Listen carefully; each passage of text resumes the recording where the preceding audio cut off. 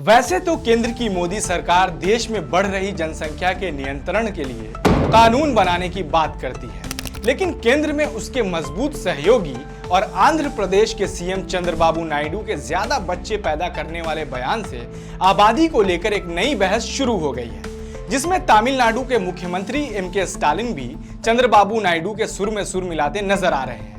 इस वीडियो में हम जानने की कोशिश करेंगे कि आखिर नायडू और स्टालिन के ज्यादा बच्चे पैदा करने वाले बयानों का असली मकसद क्या है, आखिर क्यों वो केंद्र सरकार के खिलाफ जाकर अपने राज्य के लोगों को ज्यादा बच्चा पैदा करने के लिए कह रहे हैं। नमस्कार, आप देख रहे हैं चकल्लस।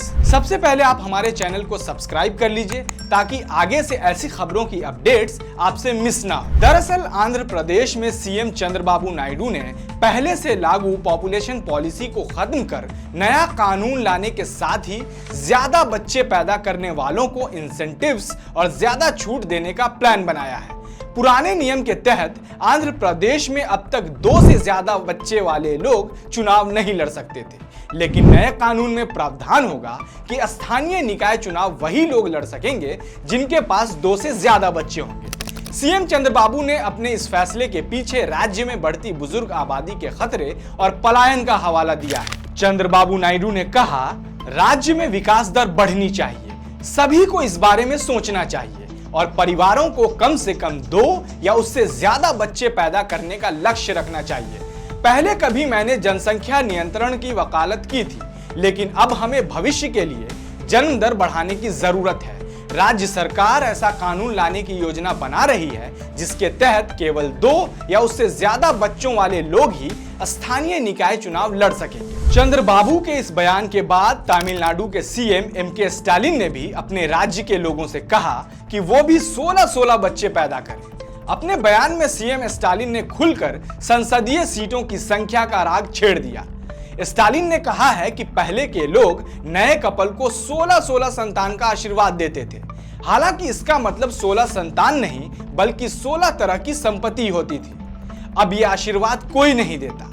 वैसे तो स्टालिन ने डिलिमिटेशन का जिक्र नहीं किया, लेकिन आबादी घटने पर लोकसभा की सीट कम होने वाली एक नई बहस छेड़ दी है। अब हम समझते हैं कि आखिर केंद्र की मोदी सरकार के खिलाफ जाकर आंध्र प्रदेश के सीएम चंद्रबाबू नायडू के ज्यादा बच्चे पैदा करने वाले बयान के मायने क्या हैं? दरअसल हमारे देश में जनसंख्या के हिसाब से ही लोकसभा की सीटों को बढ़ाने और घटाने का प्रावधान है और हमारे देश में 25 लाख से ज्यादा की आबादी पर एक लोकसभा सांसद है, जो दुनिया में सबसे ज्यादा है।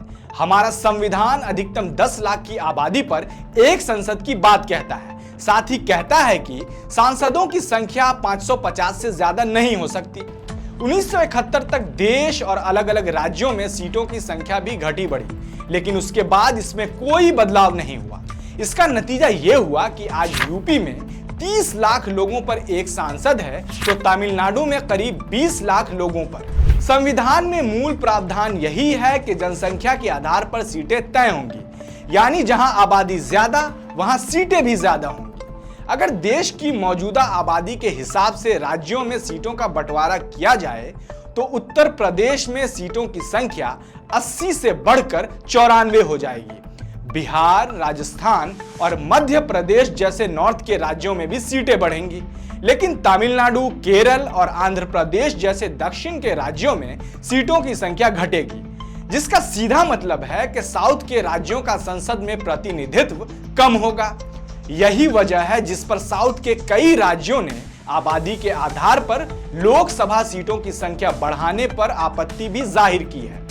उनका कहना है कि अगर आबादी के हिसाब से लोकसभा की सीटों का बंटवारा किया जाता है तो ये साउथ इंडिया के राज्यों के साथ घोर नाइंसाफी होगी। साउथ के राज्यों का तर्क है कि पॉपुलेशन ग्रोथ कम करने वाले राज्य जिसमें केरल, तमिलनाडु, आंध्र प्रदेश, कर्नाटक और तेलंगाना शामिल हैं, उनको आबादी को कंट्रोल करने की सजा मिलेगी और इस डिलिमिटेशन का फायदा नॉर्थ के उन राज्यों को होगा जो केंद्र सरकार की अपील के बावजूद अपनी पॉपुलेशन ग्रोथ को कंट्रोल करने में नाकाम रहे। लेकिन यह डिलिमिटेशन किया कब जाएगा?